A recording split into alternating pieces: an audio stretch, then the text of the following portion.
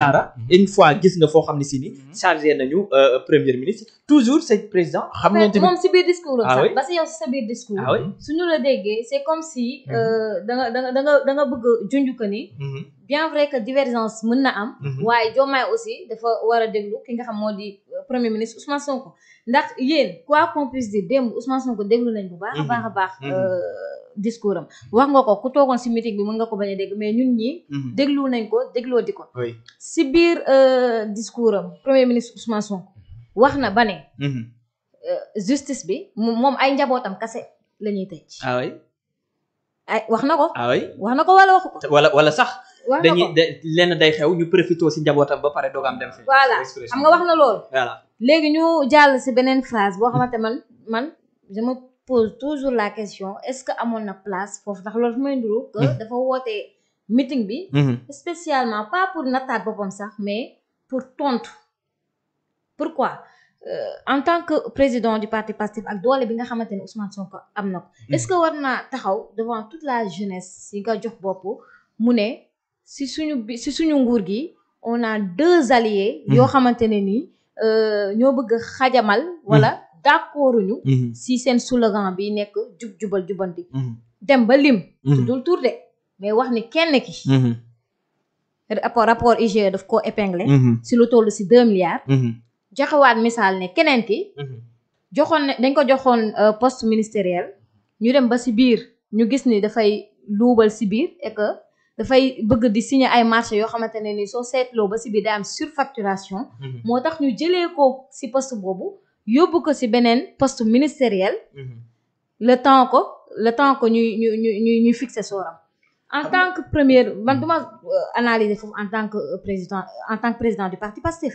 mais en tant que premier ministre ndax ba ñuy fal yëg na que ce soit Mimi Touré mais mooy proposé sax ou bien Abdourahmane Diouf te ñu dem am na sañu ne moom moo proposé Abdourahmane Diouf ki nga xamante ne ni moom moo di président Diomaye tey jii nii moom mii di premier ministre Ousmane Sonko ndax amu si part de responsabilité boobu mooy sama première question ma ñëw si ku am rapport est-ce que moom waroon naa nangu ñu koy fal ba muy toog fii di ko fàttali absolument am na si part de responsable mun ngaa noté waa sama deuxième question mooy ba mu demee ba xam ne Abdourahmane Diouf dafay def ay marché yu douteuse au lieu ñu limogé ko comme ni ñu def Ousmane Diagne au lieu ñu limogé ko comme ni ñu def Jean Baptiste Tine mi nekkoon ministre de l'intérieur pourquoi limogé wuñu ko ñu dem joxaat ko beneen poste ministériel encore boo xam ne responsabilité la na boobu dina soxla ay financement que ñu koy que mu toogaat fii nii tey di ko dénoncer te moom am na si part de responsabilité en tant que chef du gouvernement loolu mooy sama question côté boobu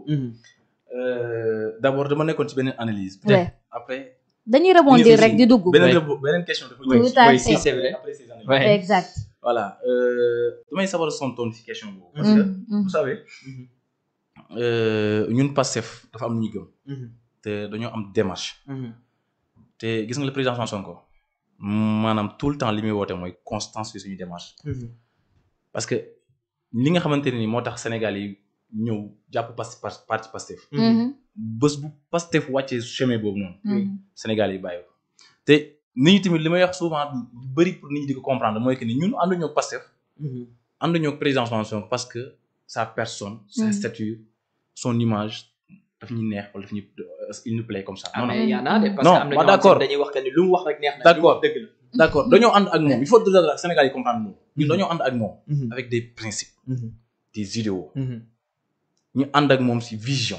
ci gis-gis maanaam yow lañu bokk en fait. oui maanaam ñu bëri nag parfois après avec au fil du temps ngay ànd ak Seydina Omar mën nga dem ba am cofeel ci moom. oui mais li ñu boole ak moom. d'abord sont des principes de base. yooyu nag principe de base yooyu ñu boole ak moom. moom il a compris que ni bés bu ñu changer ces principes là. mën nañ ñàkk 50% ci li nga xamante ni mooy suñu militant. parce que ñooñu. militants yooyu noonu 50% de ces militants. topp ñu Pastef parce qu'ils ont envie d'être des Pastefiens. c'est parce qu'ils ont les mêmes visions mêmes principes mêmes idéaux que ki nga xamante ni mooy les leaders de Pastef. donc pour venir répondre à cette question. xam nga ñun. on a fait 10 ans de combat. ñooñu ñi nga tudd sànq gisuñu leen. compté wuñu ci seen poids. compté wuñu woon ci seen électorat. pour yegg ci fu ñu yegg ci. bi mu doon métti ñu ñoo doon xeex sama ñoom. et ba muy métti ñuy xeex sax ils étaient ils étaient d'une part dans le pouvoir, d'autres dañu ma opposé. Et les vidéos sont là. On a tout vu. Tey yàlla def ñu ñëw yegg si au pouvoir. C'est vrai que ni si contexte bi ñu ñëwee au pouvoir. dañoo ñëw au pouvoir avec la coalition Diomaye Président. Et qui dit la coalition Diomaye Président dit que ni c'est pas tout simplement Pastef. Même bu fekkee ni Pastef moo nekk moteur bi nga xamante ni tey actuellement. moo tax machine bi fonctionner. ñi yegg si au pouvoir avec la coalition. donc nit ki boo ànd ak moom di boo la yàlla boole ak moom ngeen ànd. peut-être de bonne foi da nga naan kii su ma ko joxee responsabilité yi. jàpp naa ne mën na ko feesal mën na ko doxal. parce que ay responsabilité rek. mais mënoo xam ndax mën na ko wala mënu ko à 100% tant que joxloo ko mu exercer. ok xam nga man j'ai été invité à Kewelo. il y a de cela 5-6 mois. boobu Abdourahmane Diouf était le ministre de l'enseignement supérieur. ma def benn sortie et j'ai alerté. wallahi les vidéos sont là. J'ai alerté sur Abdourahmane Diouf boobu il était toujours ministre de l'enseignement supérieur. ma ne man sama bopp man samay analyse bopp. boobu personne ne parlait de lui dara jugul ci moom. ma ne man personnellement les analyses que j'ai fait. parce que xam naa enseignement supérieur gis naa ni muy doxalee. man leen ce que je vois actuellement Abdourahmane Diouf li muy def nii j'en suis sûr de moi. qu'il est en train de faire des marchés yoo xamante ne nii. il cherche à créer comment dire à faire de la surfacturation. pour mën a am ay sous yu mën a financer parti politique am te wallaahi il se prépare. te li muy préparé c'est pour contre Pastef su ñun lii lay dal suñu kaw. moom Abdourahmane bi ma koy wax il y a de cela ay 4 mois. boobu il est toujours ministre de l'enseignement supérieur parce que damaa génn juste doon wax moment boobu l'émission sax portait sur. ses rapports avec les étudiants. avec le monde universitaire. comment est-ce qu'il le gère. ma ne leen ki ma gis maanaam populisme si la nekk en fait. il sort il fait des promesses et à chaque fois si ay sortem il essaie de mettre les étudiants en contact avec le régime. Il essaie toujours de nous mettre en mal avec le régime. Ça a toujours été les discours qu'il a portés. Moi, je l'ai très tôt compris. Peut-être que nous comprendre une fois. Madame Bani, bimo togué ak légui, il a organisé presque plus de 10 salons. Les salons yi mu def yépp ay salons de haut niveau là. Des centaines de millions moo koy kon ça veut dire foofu nga basé wu pour jàpp ni dafay def ay surfacturation. Des millions et des millions moo koy organisé. Donc je sais de quoi je parle. Et la plupart c'est à travers ces événements yi ñuy organiser parce que sàcc xaalis instant bi su nguur gi yombul de. il va falloir à ce que nga mën a teg ay projets. ay marchés. surfacturés. pour mën a sàcc pour mën a lubal àll askan. mais c'est à ce niveau qu'il a compris que ni pour mu am xaalis tamit il faut mu procéder de la manière de la sorte. moo tax en 2-3 mois il a organisé plus de 10 salons yoo xamante ne nii. man quand j'ai vu le format dama ne juste tout ce qu'il est en train de faire actuellement c'est de la surfacturation. et je l'ai dénoncé je l'ai dit haut et fort dama ne Abdourahmane Diouf mi gis nii. ci populisme la nekk ak surfacturation et tôt ou tard. dina am raison ci li may wax. mais si li jaara wax nan ngeen di xamee lu mel noonu am na ci surfacturation am fa au lieu que ñu limoger ko comme ni ñu def ñeneen ñi ñu jël ko dem ko joxaat ko beneen poste. xam nga il a été très clair le président François Sonko. te moom lépp lu muy def. di ci dem ak méthode. maanaam moom il agit pas avec pression. wala avec émotion non. parce que quand il a compris que ni am na ay jeux yu am ci biir. yoo xamante ni louche na. ça veut pas dire que ni da ngay ñëw rek seppi loxo ni ki sànni. dafa louche da nga gis ay mbir yu louche. tu as besoin d'avoir des éclaircissements sur ces dossiers. c'est pas à 100% que ni loolu moo am. mais gis nga la xamante ni tey na sa xel. et bien vrai que ni poste bi muy occupé woon dafa nekk poste bu stratégique. parce que enseignement supérieur tu es en contact tout le temps avec le monde universitaire. tu es en contact avec les universités du Sénégal. Et ça te donne l'occasion de faire des communiqués à tout moment. Et à tout moment tu occupes les réseaux sociaux. maanaam base politique d'abord loolu déjà rek politiquement am na lu mu koy jox. léegi nag quand il a compris et au-delà de li mu yor comme poste premier ministre. il fait de la politique aussi il comprend les enjeux. bu comprendre que ni kii nga xamante ne da ko jox poste l'enseignement supérieur. maanaam li tax mu jox ko c'était pour gérer les problèmes des étudiants mais moom à son niveau arrivé li muy gis mooy parti politique am. naka la defaraatee base bi parce qu'on a tout compris. parti Awalé si biir les éléments de Awalé moom la dugal fépp si biir. à l'intérieur. nous on sait tout on est au courant de tout. parce que actuellement toll nañ ci niveau d'information boo xamante ni nii yaakaaruma ni si enseignement supérieur nit mën na def ay magu yoo xamante ni duñ ko yëg. ah mais est-ce que du loolu kon moo tax ngeen bëgg koo jëlee fii. parce que tamit bu ñu fàtte ne yéen ñu waxoon ni gouverner avec ses hommes. d'accord c'est-à-dire travailler avec ses hommes te nit bu buy liggéey. ñi mu wóolu lay mën a liggéeyal. peut-être waa awale ñoom la maîtriser ñoom la mën a àndal. xam nga li ma wax sànq. d'accord nit buy liggéey ñi mu wóolu lay liggéeyal. oui mais na fekk aussi mu nekk ay nit ñoo xamante ni jàpp nga ne ñi nga jël ni ñi nga liggéeyal ni c'est pour réussir ci li nga xamante ni mooy mission bi nga xam ne moom lañu assigné. ok tey boo xoolee le peu de temps qu'il a occupé l'enseignement supérieur. amul dara loo xamante ni lu Abdourahmane Diouf réussir à faire lu mu def. depuis li mu fi toog yëpp ci enseignement supérieur yëpp. loolu ñoom tey lañ ko je pense que les étudiants. tey lañ ko gis. non xam nga tey bu fekkoon ne c'est la première fois may wax si moom. mën nañu wax ne c'est le président Sonko moo génn wax. moo génn waxee nii. mais man j'ai parlé avant le premier ministre sur ce point.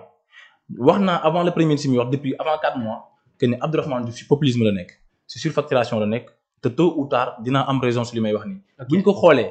parce que gis naa démarche bu mu nekk def actuellement. ok te le premier ministre dafa génn ñoo confirmer ko. moo tax quand je parle encore de Abdourahmane Diouf damay nekk à l'aise parce que topp ma si logique bu premier ministre bi nu mu waxee nag may waxee noonu parce que man dama ko gisoon avant ça.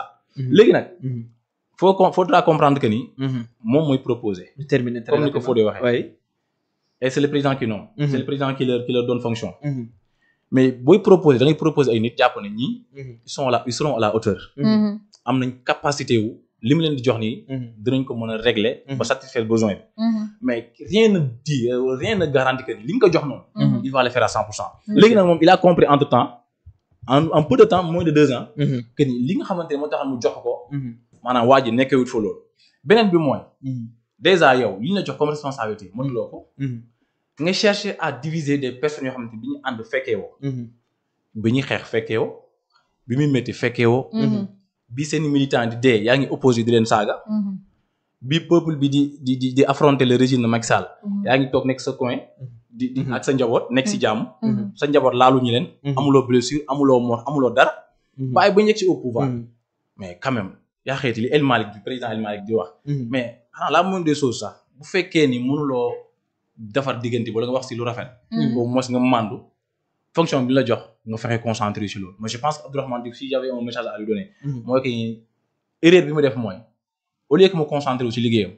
dafa génn dugg fa xamante ne ni en fait amu fa place dafa laal ba pare mu laal amu fa place. ba pare ngeen yokkaatal que yeneen ñaari direction ci biir li nga xam ne si ni moom la géré muy environnement bi SONAGED ak PROMOGED yëpp dolli ci biir ci nit koo xam ne si ni amoo ci moom confiance wala gis nga ni moom kat mu ngi jéem a def affaire yoo xam si ni day diviser et tout. xam nga très rapidement pour ma mën a ñëw ci parce que je pense que am na moom tamit leen lu bëgg a effectivement xam nga foofu noonu dangay comprendre que ni ñun ci logique bu ñu nekkoon bu ñu nekk toujours mooy que ni yenn poste de direction wala yenn ministères yi nga xamante ni en fait c'était trop détaché dañoo nekk di rassembler affaires yi pour concentrer ko parce que ça crée trop de dépenses à la fois pour minimiser les dépenses beneen bi mooy quand on lui a donné l'environnement ak li nga cité léegi SONAGED et autres maanaam c'est pas parce que problème de confiance moo tax wala am nañ ci moom confiance moo tax ñu joxaat koy poste de responsabilité bi moom parce que on s'était dit que ni carrément après le calcul que ni poste yooyu noonu dañ ko war a rattaché ko ci environnement donc que ça soit Abdourahmane Diouf moo fa nekk ou que ça soit une autre personne c'était très normal à ce que ñu rattaché ko ci poste yooyu mais moom en attendant li mu wax mooy que ni on lui a donné le poste de l'environnement jëlee ko ci enseignement supérieur le temps que ñu saytu li nga xamante ni moom lañ ko joxoon ci enseignement supérieur léegi nag l'histoire nous donnera raison peut-être sur les faits bu fekkee ni am na wala amul on saura mais li ma gëm ba gëm mooy que ni ñun duñu protéger allié duñu protéger militant bay protéger allié et il a carrément dit kii rapport épinglé mu nekk suñu biir te yéen ko fal non mais doucement surtout moom il a del préciser non xam nga moom ndax yéen daa mel ngeen koy fal da ngeen fàtte ni rapport da ko épinglé doucement moom il a toujours été constant gis nga avant le début gouvernement bi xam nga lan la wax képp kuñ fi fal ak képp kuñ fi jox ndomb tànk ak responsabilité bu la rapport épinglé duñ la protéger bu la yoon woowee da ngay wóoyu ci soo lubalee xaalis askan bi wala ñu toppale ci détournement corruption da ngay dem nga layoo ak yoon c'est ce qu'il a dit dès le début la ko wax donc nag bu fekkee bu ñu yegg si à ce niveau mu répété waat ko je vois pas ban tool la war a mën a def sur les réseaux lu ci mën a am rek ñu ngi xaar lépp ñu daal di koy leeral parce que coow li am ci diggante